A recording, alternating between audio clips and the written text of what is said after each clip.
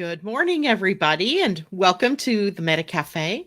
Grab your cup of coffee or your tea, sit back. Let's chat about the energy of the day through astrology, human design, gene keys, and whatever else we decide we're going to talk about today.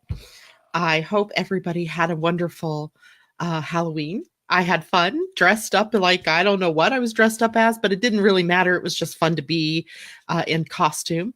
And I saw some wonderful costumes that people that, my family members and friends and so forth were dressed up as. What fun, right? It's fun sometimes to dress up and be someone you're not. And good morning, Vanita. And I see other people in the background there, not sure. I can't tell you who they are, so I can't say good morning until they literally check in, but good morning to everybody. Today, we are going to do three specific things or take three specific things that I want to look at. One would be just the energy of the day. The second thing I want to talk about is that today Jupiter is in a trine or a smooth flow and exchange of energy with the asteroid Chiron or Centaur Chiron. And that brings up some really interesting things that I want people to be aware of. The third thing is yesterday, as I was running down all the changes in the astrology for the month of November, I totally left out that the North Node and the South Node are shifting out of the Leo Aquarius axis and into the Cancer-Capricorn axis. So we definitely want to talk about that. I mentioned it last week, I think it was, maybe a week before. Gosh, you know how time flies. I mentioned it in terms of what gate they would be in human design. And I also said we'd take that and look at that deeper as time went on. So today's not the day we're going to take that deeper, but I do want to look at what does it mean to have the nodes shifting. But before we get there, let's see who's checked in with us. Good morning, Vicki. Good morning, Sarah. Michelle Brooks, it's good to see you. Mimi, good to see you. Big hello to everybody this morning. And anyway, so let's first look at then what's going on today. So yesterday we had the moon in Leo all day. Today we also have the moon in Leo until 9:30 this evening, my time, so West Coast time, when it begins to go into void of course. It spends about an hour and a half in void of course and then moves out of Leo and into Virgo. So tomorrow morning when we all wake up, we are firmly in the energy of the moon in Virgo. And for those of you who are doing the Astro Inklings project for us, you have the energy for the weekend, both in drawing and in words. So we can take a look at that. And we'll talk more tomorrow about what's coming up for the weekend for those of you who are not participating in that project. Today, the moon is really sort of hanging there right now. It's not really aspecting anything new at this particular moment. A little bit later on today, it's going to become sitting in an opposition to the planet Mars. So later, even though right now we might feel in sort of this peaceful place, a little bit later today, things can heat up a bit. We might find ourselves or other people it being a little more temperamental, being a little bit more touchy as in their emotions maybe get a little raw, maybe something's irritated them. So people a little bit later today, including you, may become a little more irritable. So be aware of that. So if somebody, snaps at you or bites your head off, don't take it personally. There's something going on in the planets. But because I'm sitting here talking to you about it this morning, make sure that you later, as you may be picking up on this energy, that you don't take it and bite someone else's head off or create conflict if you can help it, right? Sometimes even though we're in the know, we get triggered because we're humans. And so don't beat yourself up if you fall into that trap, but just know it's there and it's available. The energy today, later, like in the afternoon, after 12 my time. So after, what would that be? 3:00 East Coast time. So maybe by the time you all on the East Coast are getting ready to leave work and go home, so it might be that the raw edge comes, with family members. For those of us on the West Coast, it's going to come at a point in time where we're still in our work day. So it may be the people that you work with or clients or customers that trigger you. So just be aware. Just be aware that that's happening. Much later in the day, then the moon begins to square Jupiter. sextile Venus and trine Uranus. So we have other energies popping up at the later part of the day. But usually what I find is in the later part of the day, maybe after you're home and you've had dinner and so forth, the transits that the moon makes are somewhat more hidden from us, or maybe they're just more gentle in that they're not necessarily triggering us in big ways, although that's not the rule. I mean, it can certainly be that something comes up that's surprising, let's say with Uranus involved, or something, beautiful in your relationship that pops up. But usually later in the day like that, the moon's transits are a softer touch because we're already, in a quieter state ourselves, or maybe when in wind down stage, right? So we're not as easily, triggered into perhaps behaviors that at other times during the day we might be. So nothing big on the horizon today. I feel like it's kind of today and tomorrow both have a sort of feel of quiet to it, with these, minor little blips along the day. And of course, the energy of the moon opposing Mars isn't going to hit everybody the same way, right? It could be somehow that you get this magnificent idea and you want to take action on something because Mars represents forward motion. Maybe you see the way forward, right? Things have aligned and you can take some forward steps. So however it shows up for you, though, just be aware and don't take things personally if by chance somebody does bite your head off, and we'll have a great day. Let's see who else is with us this morning. Good morning, Holly. Good morning, Colleen. Good morning, Suzanne. Good morning, Lynn. Lynn, you know what I realized I forgot? I did not put the card up yesterday that you drew for us. So I want to make sure I do that today, unless, of course, you draw another card for us, which then I'll put up both cards. Not sure how I forgot that. I think yesterday I just got caught up in the day and lots of things going on. So anyway, I apologize for that. I will get that up for you all to see later. And let's take a look then at something else happening in the background here. Good morning, Stephanie. It's good to see you this morning too. Jupiter, our giant planet. By the way, let's just talk astronomy for a second. The astronomy of the planet Jupiter. Jupiter to me is an extremely fascinating planet. And if you could visualize for a moment our solar system without a Jupiter, what you would find is the Earth in far more danger of meteor strikes and asteroid strikes than what it is right now. Because Jupiter is such a big planet, it has a very vast gravitational pull, and it literally is acting sort of like the vacuum cleaner, if you will, of the solar system, and draws to it, or draws bodies like comets and asteroids and meteors away from the inner planets.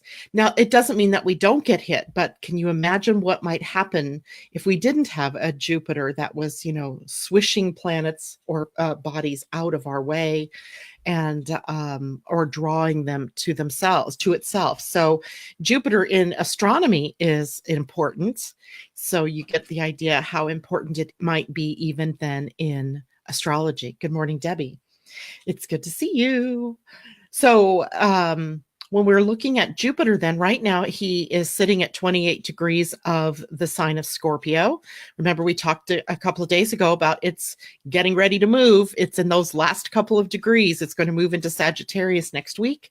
So we are in the closing phase of the Jupiter and Scorpio transit, the last 1 year, as we talked about, of information that was coming up from the depths, looking at fears and blocks and limitation, being reflective, self-reflective, looking deeper within to find the jewels of things that we needed to clear out of our field in order to move on. And right now, Chiron is sitting at 28 degrees of Pisces. So that puts Jupiter and Chiron in a trine. And remember, a trine or anytime we're talking about a trine, a square, a sextile, a conjunction, an opposition, these are just aspects. These are relationships between the planets. So we're looking at a relationship right now between Jupiter and Chiron that represents our wound. Chiron represents our wound and the healing of said wound. And we see that there's this ease and flow of the information between them, which I really kind of love that this is like one of the last major aspects that Jupiter will make in Scorpio before moving on, because, if a lot of us, and I'm including myself here, have been through a year-long trek through hell at times. Some of you, like, even before Jupiter went into Scorpio, had been trekking through the dark. And it feels heavy, and it feels, like, God, when is this ever going to end? I've heard several of you who are my clients that listen to me in the morning say to me, when is this going to end? And sometimes we just don't see an end in sight, right? It's just going to keep happening, and new things layered on top of those things. And well, here is a chance for us to see what it's all been about. Right? What has this all been about? What can we look at in terms, if you look backwards over the course of the year, what have you learned about yourself?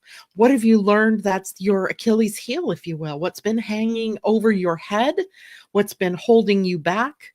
And if you aren't aware of that right now, this is the best time ever, right, to look at that, because this is a time of letting go of those restrictions, of the negativity around the things that have been happening.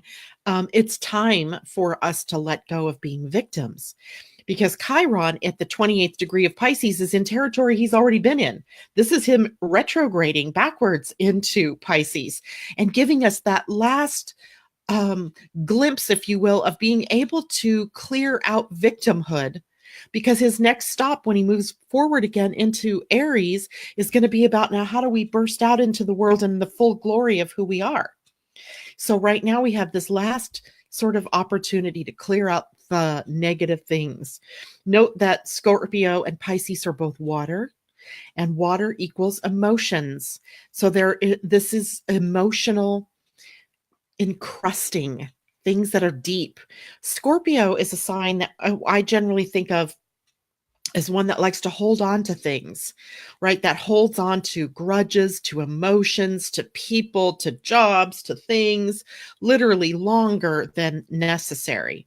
And I think the process that we've been looking at over the last year has really been in part about, where are you holding on to this stuff? Because if you're holding on to this stuff, it becomes constipated within you. Isn't it interesting that Scorpio rules the lower digestive system, the elimination system? And when we are constipated or have alternately diarrhea, what is going on within our body is directly related to possibly what's going on in Scorpio. So that's just kind of a bodily connection here, because it's really about the time to release ourselves from these things, to, clean out that lower GI, to get the colon cleanse. And I'm not literally saying go out and get the colon cleanse. I'm saying in a just by the way, kind of look at this. It's like related to that part of your body. So what can you release, right? What do you want to let go? And another thing for us to look at, because this is water sign energy, is, are we in the flow or are we going against the flow? Big question, because sometimes don't you feel like you're swimming upstream, and the harder you swim, the more tired you're getting, the less distance you're going, and it feels like you want to give up and just drown, right? Just drown, just let go and drown. Well, the process of letting go would see possibly that you float. And when you float, you're going with the flow, right? You're flowing with the stream of energy instead of against the flow or against the stream of energy. So really important thing for us to look at now with this idea of Jupiter trining Chiron. And it will do this for the next, from now, and they'll be within aspect of one another all the way through to the time when Jupiter moves out of into Sagittarius on November 8th. So, oh gosh, I didn't turn my calendar. It still says October. So let's see, the 8th is next Thursday. So a week from today.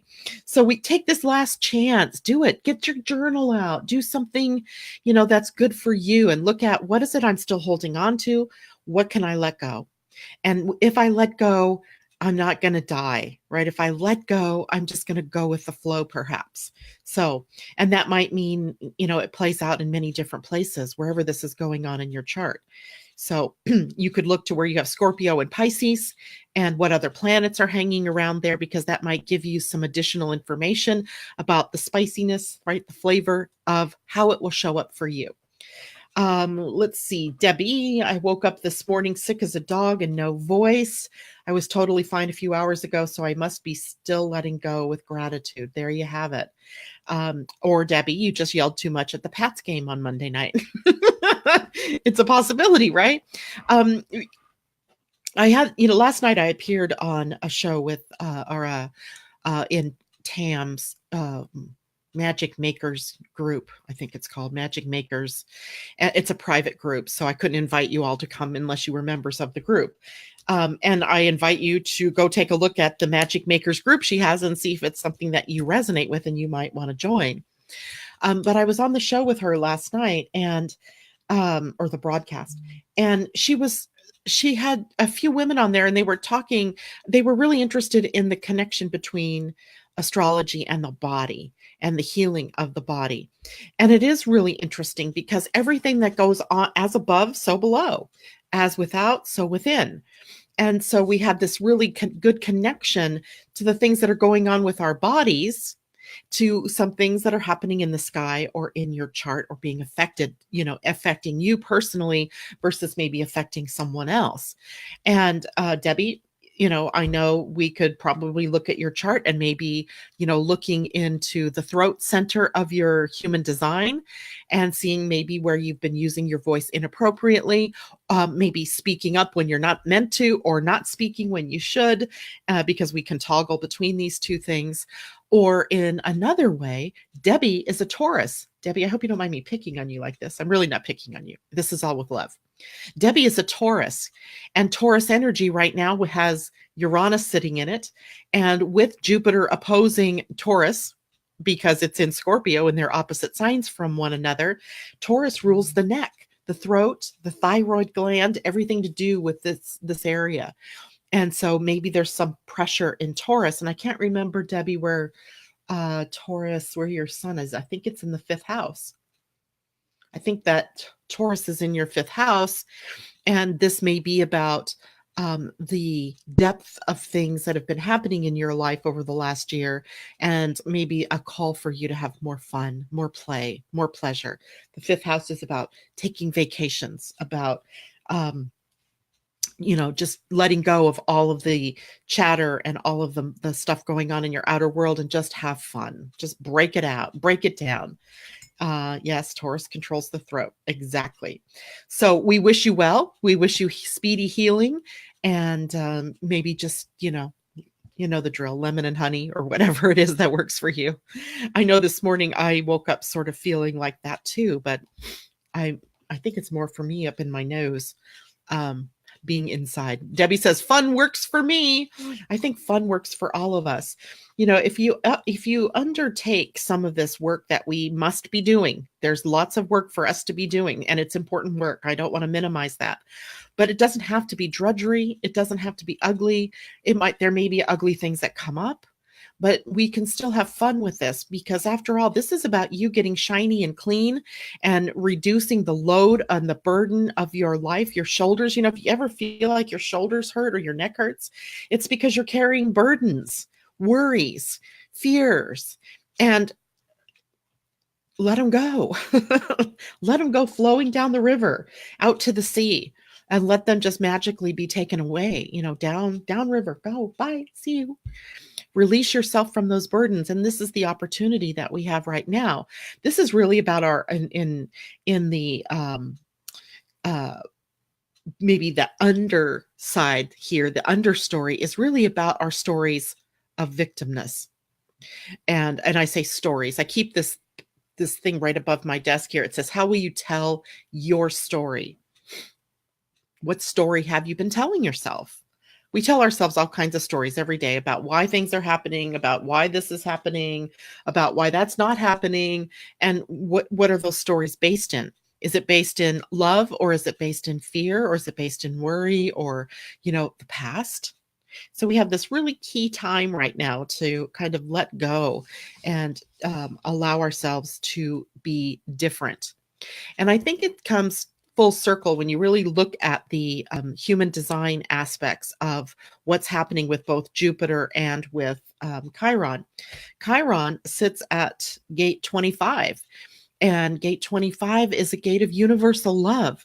In the I Ching is the gate of innocence. And we are all innocent. And that's a hard concept, boy, because I know what you're thinking. I know some of you are thinking, that person's not innocent. Nope, that person's not innocent. That person's not innocent. But we are all innocent. And even in the Course of Miracles, they would say it's about the fact we do not know who we are. Right? We do not know what our actions are doing. So in that, there is a relative innocence around us. And this innocence isn't about right or wrong. It is about being a child of the divine. And in that is this innocence. In the lower expression of Chiron at this gate 25 is constriction, right? That feeling of constriction and pulling it in and being tight and not being able to be free or loose, right? Constriction. Think of it when when you have clothes on that don't fit right, and all day long you're dealing with the belt that's too tight, or your shoes that somehow your feet feel like they're a whole size bigger today, and your feet feel constricted. And how good it feels when you let go, right? When you go home and you take off all those clothes and you put on your pajamas and you take those shoes off and your feet go, oh, bless you, thank you, I love you. It's that kind of feeling when we let go of constriction and we gain acceptance. And acceptance is a tough one. My son sits at gate 25 on the life purpose side, and I don't like it most of the time because I feel like sometimes acceptance means that I'm saying it's okay that I'm not happy at this moment, or I'm okay about having things be the way they are. And it really isn't about that. Acceptance just says, all right, I'm going with the flow. There's nothing I can do to change things the way they are except change my own viewpoint on what's happening. So acceptance says, okay, that's the way it is. And all I can do right now is change my viewpoint, change how I interact with that energy. And it's Chiron sitting here. So the wound for us has all been about, or it's bringing up for us the places where we are constricted. And isn't it interesting how that works along with the idea of Scorpio and Jupiter that has been causing us to hold on to things. So, by the way, I meant to tell you that Chiron is sitting at 28 degrees Pisces. Well, Pisces as a water sign toggles between the conscious and the unconscious, and sometimes doesn't really realize that it is moving through those deep waters. There's the idea too with Pisces sometimes that we're dealing with the ideal, and then suddenly we come down to the lower part and the real sets in, and then we become very upset because the real world doesn't match our ideal world. And then Pisces seeks to escape. Right? Escapism is huge with Pisces. And that might be through drugs, through alcohol, through sex, through video games, through whatever, right? Eating, that we escape the pain of the real because we had this ideal going on. So we can also see then how that ideal versus the real can cause constriction within us. And if we can just accept that, yeah, sometimes the real world bites and the things that we're seeing out there hurt. And yet it isn't something that we can't affect change in the outer world in the way that we can with the inner world, right? We can change ourselves. Then Jupiter in Scorpio has been sitting at gate 14, the gate that we were playing with the word bounteousness. I love that word. Right? It speaks of the cornucopia. We're sitting here now in the, run up to Thanksgiving here in the United States. And to me, that's all about the cornucopia, the bounty of the harvest, right? What are we reaping? What have we sown? And if you are seeing that you are not reaping bounteousness, then what have you sown throughout the year? Or what have you sown in your life, right? Are you giving and receiving, right? Are we establishing this flow between the two? And I see people are putting some comments up, and I will check those here in just a minute. So I want you to think about this Jupiter at 28 degrees Scorpio as being about prosperity, right? Prosperity. In the lower energies, it's about compromise, where we give away things, right? We give away we choose to do something with our lives that isn't what it is that we're passionate about. It's okay if we have to do that for short term in order to establish a pathway to live our passion. And that's what we should be thinking about at all times, is what am I passionate about? And aligning myself with that. Because when I do, then I'm on the pathway to bounty. I'm on the pathway to prosperity. And prosperity isn't just about money, right? It's about opportunity. It's about the relationships that you can attract to you that are supportive of your passions. And of course, it is also in some ways about money, right? If money is the energy of exchange that we happen to use sitting here on this planet. And so that's part of it as well. But it's much more than just money. Every time I hear the word prosperity, I often, wonder how many people go right to money and they don't think about what are all the other gifts that you're being showered with every day, right? The gift of waking up, right? The gift of having a roof over your head, of having food in the refrigerator, of having people around you that you love. So prosperity takes on many faces, and that's what we're being reminded of, right? In the closing phase here, the things that we've let go of weren't serving us anyway. Being a victim isn't serving us in any way, shape, or form, except maybe by contrast to see where am I still playing victim, because that's where I need to empower myself. So those two planets sitting close to one another for the next week, giving us this last opportunity to go deep and to look at what it is that we've changed within us over the course of the year. Okay. Good morning, Cindy. Good morning, April. Yes, I'd like to escape turning off the world to overcome the deep sludgy stuff. It's a choice, right? We can choose to stay in the sludge, or we can choose to move away from the sludge or out of the sludge, water down the sludge with some, water and make it thinner so we can flow. Suzanne, good morning. Angel number 5. Number 5 resonates with the influences and attributes of personal freedom, the unconventional, individualism, non-attachment, change, la, la, la. She's got a bunch of things here that are resonating with the number 5. And I'm not sure why we brought up 5. Maybe it was because I saw quickly that Lynn shared with us a card pull that she did this morning, and it was card 23, which 2 plus 3 is a 5. So numerologically, maybe that's what you're doing, Suzanne, bringing up the 5. When angel number 5 appears, it is a message to do with your health and well-being. Your angels are helping you to make positive, healthy lifestyle choices and changes that will enhance and benefit you in many ways. Love it. April, it's nice to be on in real time. I've had to take the day off from the world. Deep emotions today, right? I think you joined us just in time, April, as we were talking about Jupiter trining Chiron, which is an ease and flow of the energy of water, which is also emotion, and Scorpio taking us to the depth, and of course, Pisces taking us into the unconscious. Yeah, Suzanne, thank you. I gotcha.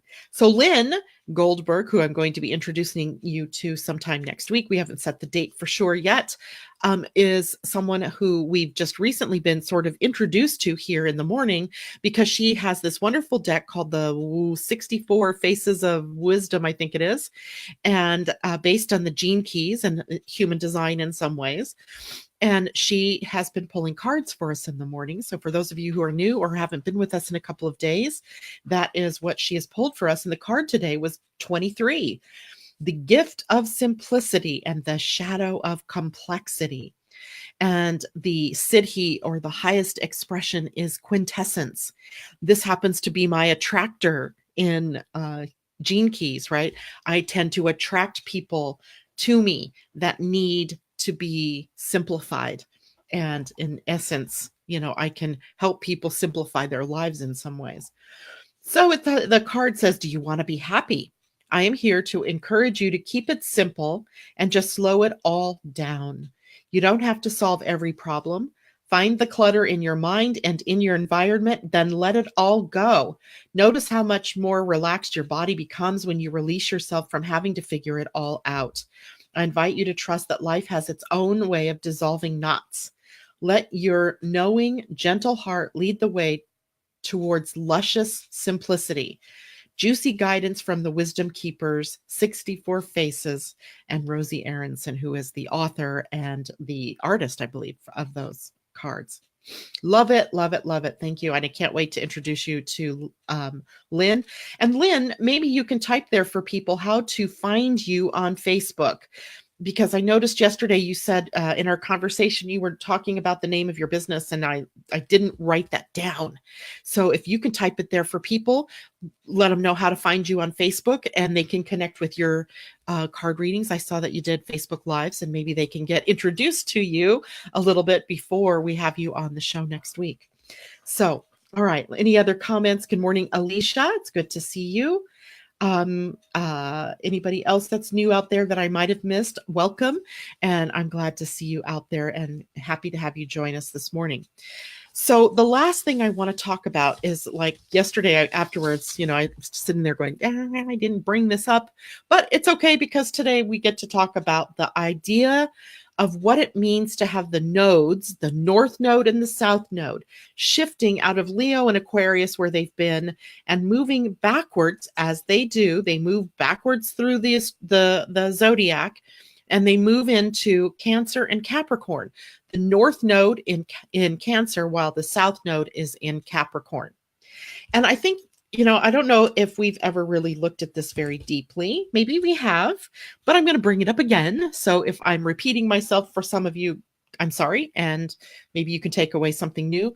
But for those of you who are new, you will probably be hearing this for the first time. The nodes are really just points that the moon, they're not really bodies. If I looked up in the sky, I'm not going to find the North Node. I'm not going to find the South Node. But they represent a point in the orbit of the moon and the relationship that the moon has with the Earth. So the North Node is where the moon's passage is furthest north, right? Or in the northern end, and the above the equator, right? The South Node is the southern trajectory of the moon. What it represents for us is, in each one of our lives, we have come through many lifetimes, and we end up in this lifetime with this cup full of experiences, and we could call it karma if you want to. Their experiences, talents, gifts, the things that worked for us in other lifetimes, the ways that we were in other lifetimes are shown through the South Node. The North Node is the opposite end. And the North Node shows us our life path trajectory, if you will. It's showing us what direction we are headed in. And the more we try to do things from our South Node, the more we discover it ain't working. It's like, beating your head up against that brick wall, right? The more you keep trying to do things this way, it doesn't work, but you're being guided to do things toward the North Node. Now, you may not understand that, but I bet everybody knows where in their lives at times they've been beating themselves up against the wall, right? Where are you continually trying to do things and it blows up on you every time? It is likely your South Node that you're seeing. And in the South Node, we have everything that worked for us in the past, but in this lifetime, we're meant to take that experience and those gifts and talents and move them toward the North Node. So let's look at the two ways that this shows up for us. If you guys have questions, by the way, you can type them in here, and I'll take a look at that in a minute. Lynn has just shared her public Facebook page, and it's Linny's Brilliant Sparkling Light. I knew it was something like that. So check it out. I love the name of your page. That's awesome. All right. So the first way that we want to look at a node shift is that for the next 18 months, all the children being born are going to come here to the Earth with the South Node being in Capricorn. And I was actually going to look this up for people. Hold on. I want to tell you what years you would have been born in to have your South Node in Capricorn, because some of you may not know what that is, when that was happening. So let's see. None of us have been born there yet. So Capricorn was last in the South Node from August 22nd. Wait a minute. That's the North Node. So I need to find the we can just look at the dates that it was in Cancer. So that's now. So if you were born from April 10th, 2000 to October 12th, 2001, you're probably not listening to my broadcast, but maybe your parents are, or maybe your grandparents are. So that was the last time the group was born with the South Node in Cancer. In Capricorn. Before that, it was September 25th, 1981 to March 16th, 1983. Those of you born in those dates are likely listening to us, and you were born with the South Node in Capricorn. And let's see if I move up one more group. April 28th, 1972 to October 27th, 1973. And I'll go one more. Before that was October 10th, 1950. Excuse me, not that one. Was December 24th, 1962 to August 25th, 1964. So if you were born in any of those times, you came to the planet with the South Node in Capricorn. And so a lot of what I'm going to talk to you about today is relatable to you. And the younger that you are in that group, the more likely you're expressing the South Node energies in your life, right? And so, I didn't mean it for us to look at everybody's South Nodes. I just want to look. Actually, Debbie, I am going to look at yours because I didn't go that far. Oh, I didn't mean that. That sounded bad. I think you might have yours in Capricorn, or your North Node may be in Capricorn. Cancer before that. So, no, Debbie, your North Node is in Capricorn and your South Node is in Cancer. So the more that, yeah, so yours is opposite kind of what we're saying here. All right. So we have this group of children now about to be born. So if you have pregnant daughters or daughter-in-laws, or, anybody in your life right now that is that will have a child within the next 18 months, then you're looking at a child being born with this Capricorn South Node energy. And so the South Node energy in Capricorn is one of likely past life experiences where it was very important for them to be disciplined, to be maybe they were military, maybe they were, a part of a large institution where they were very much constricted into how they could behave and what they could do or how they could express emotionally. So we're looking at a group of children coming in who will need a lot of love and emotional connection with the people around them so that they can move very confidently forward toward their North Node, which will be in Cancer, and away from the South Node, which is sort of cold and calculating as opposed to warm and fuzzy, right? So, and it's not, and this isn't, this isn't a judgment against Capricorn energy, because we're looking at the shadowy side of this energy, not necessarily the brilliant side of this energy.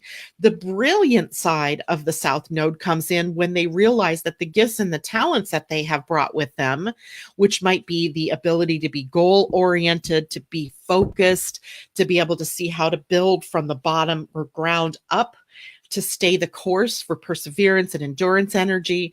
But using those energies in a new way, because to keep them locked up and defined only by boundaries and limits isn't going to work for them in this life. They need emotional connection. They need nurturing energy. So the children being born in the next 18 months, from, by the way, November 15th to June 4th, 2020. So that takes up, at least 18 months worth of time here. And the children being born in that time are going to need our love. They're going to need our support. They're going to need to have emotional connection with people, their family, their friends. They're going to need to be reminded and pulled kind of out of their shell, right? So that's one aspect. The second aspect is, how does this transit now affect all of us? Whether we have it in our own north nodes and south nodes across Cancer or Capricorn doesn't matter. It matters to us all because now we're all going to be affected by this same energy. And what complicates this a bit, or adds to this energy, the importance of this conversation, is the fact that Saturn and Pluto are both in Capricorn. And while the north, or the nodes are in these signs, Cancer and Capricorn, Jupiter will also have finished its transit through Sagittarius and move into Capricorn. And in December of next year, not only is it Jupiter, Saturn, Pluto, the node, the south node, it is also Venus and Mercury. And so we have a lot of energy next year that is going to be in Capricorn. And, that can have a further polarizing effect on us on this planet, unless we can use the energy of that north node and come out of this ugliness and move toward the north node's ability for healing through nurturing. Healing through nurturing, healing through loving, healing through an emotional connection. Capricorn energy can often put the emotional connection on the shelf, right? Put it away. And something just clicked in my memory about something, and now I'd lost it already. I don't know. It reminds me of things like people who are in the military, who likely have a very important job to do, not to, bash the military because they defend us, right? But when in a war situation, right? And you're looking at having to kill your enemy. And what you do in that is you put those emotional connections on the shelf. You move them to the Capricorn part of yourself so that they're not interfering with the job at hand. And I think in no small way, that's what we've all done, right? We are putting the emotions on the shelf because why? We're being bombarded every day by new stuff. I was going to say shit. It could be that too, right? Every day. If I sit here with my phone long enough in any day, I could just see the news flashing. So-and-so bombed someone, somebody killed 10 people. Yesterday, I was talking to Mimi a little bit about an article that popped up in my field about the potential for another civil war in the United States. And of course, I've known in the back of my mind for years that potential's coming here in the next 7 years. And astrologically, it's supported. Do we really want that? And the fact that it's being bandied about now, yowza, right?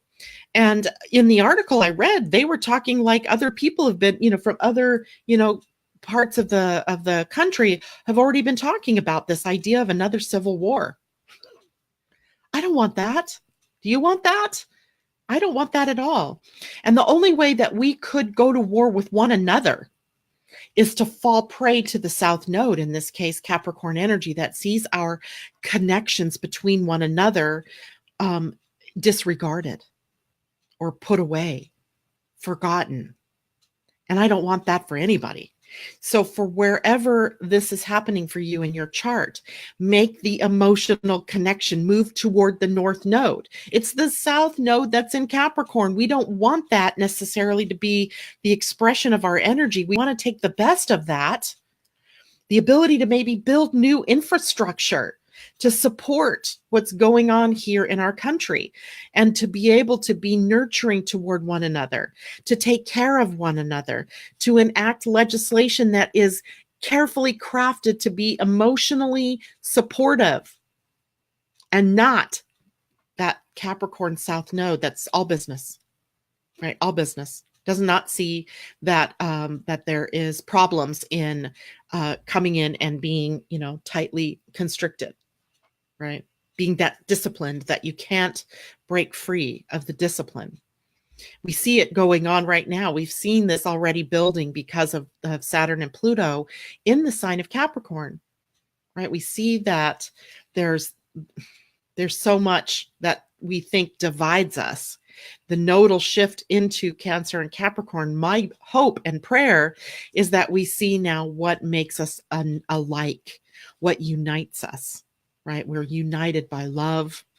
We're united by freedom, and our love for freedom, our love for one another, our love for being a citizen of the United States or a citizen of the globe, a citizen of the earth, and being a part of that emotionally. And another piece of that is not marginalizing others.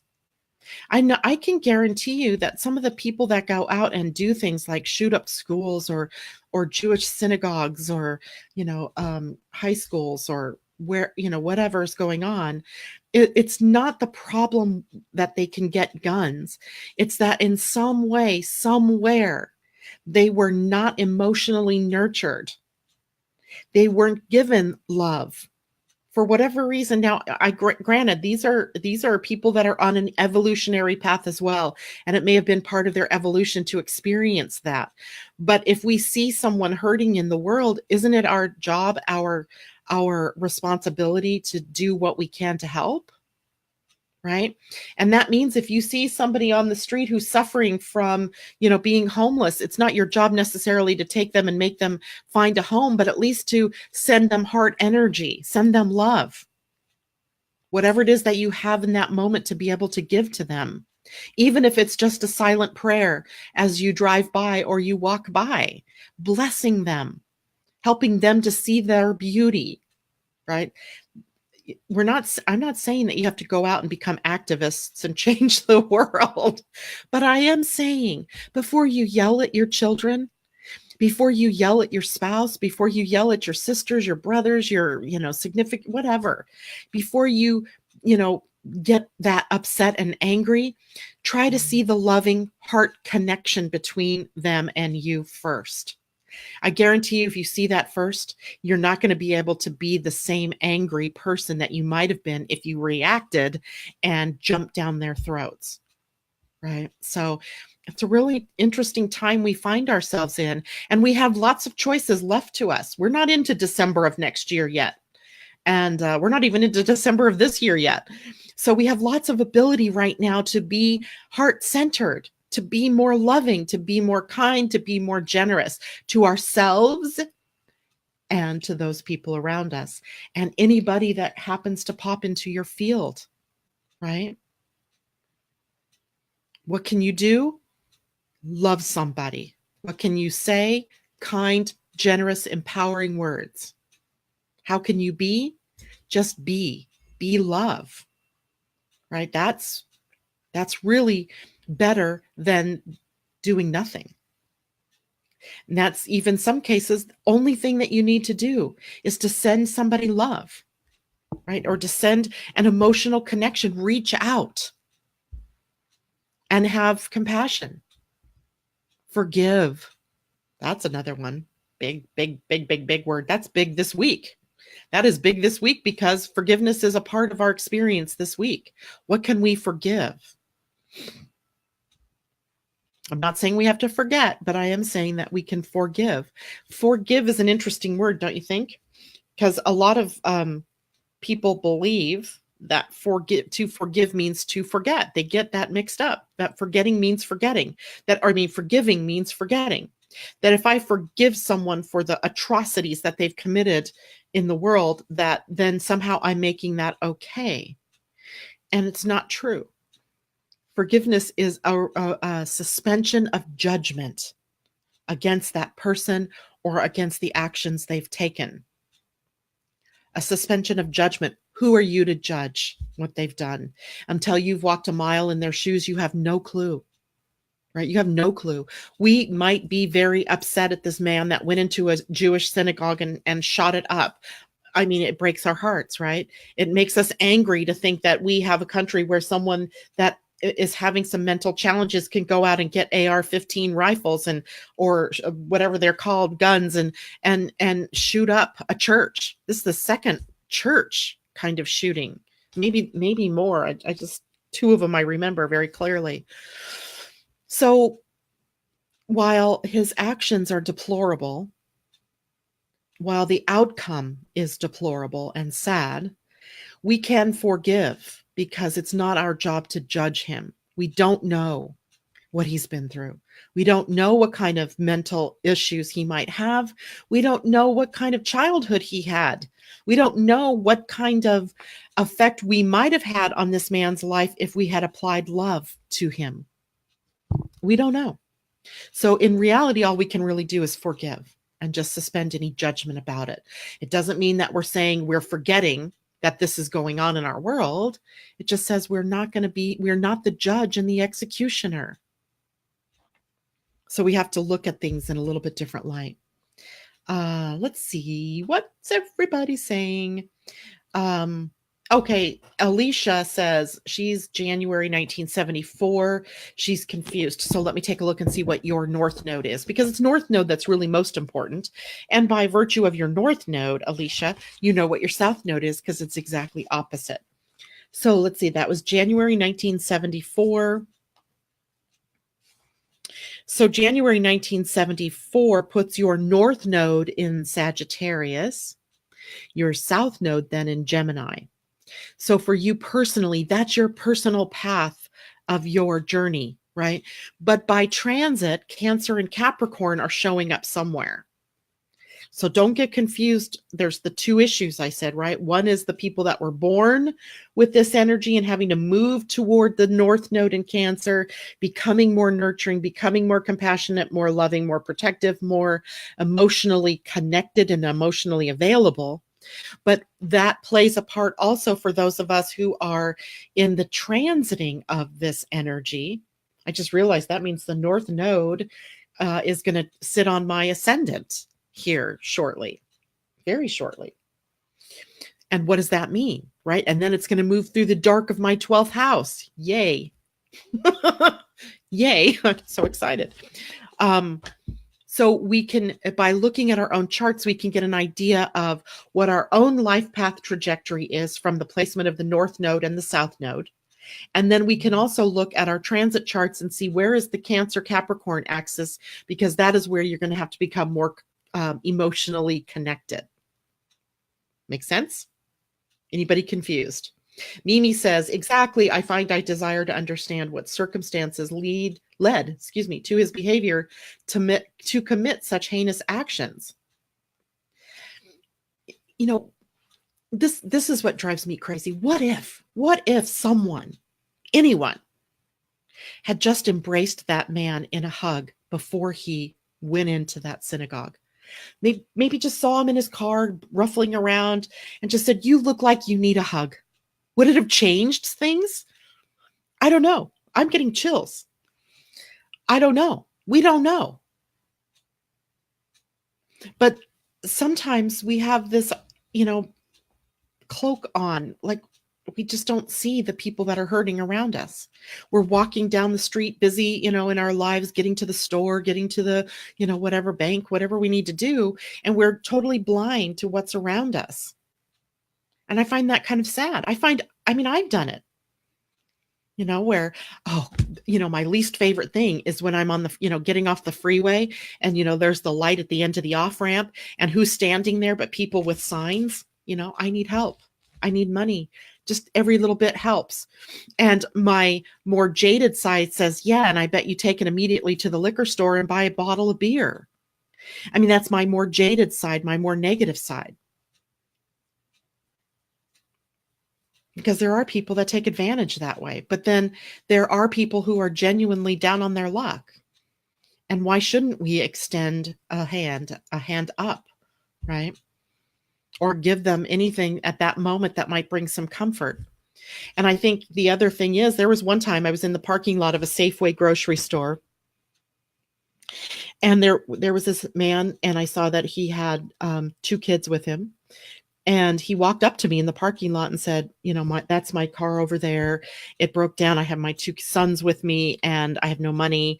I need some money. And I happened to have $10 in my pocket, and I reached in and I handed him the money. And as we're walking, and he said, thank you and all that. And as we're walking back to the car, my husband looks at me, he goes, what do you make a bet that he takes that and goes and buys alcohol? And I went, it's not it's not my job to determine what he does with the money. He said he needed help, and I gave it. Once I've given the gift, I can't call it back, right? All I can do is bless him on his way and hope that at some point he sees the light.